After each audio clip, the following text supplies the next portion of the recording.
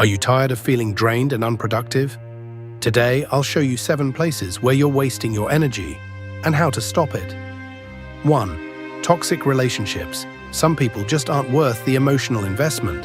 If someone constantly brings you down, it's time to cut ties and invest your energy in those who genuinely care about you. 2. Regretting the past. Dwelling on past mistakes only holds you back. Learn from them and move on. The energy you waste on regrets can be used to create a brighter future. 3. Comparing yourself to others. Social media makes it easy to compare, but remember, everyone's journey is different. Celebrate your own achievements and focus on your path. 4. Worrying about things you can't control. Stress over uncontrollable things can sap your energy. Instead, focus on what you can change and let go of the rest.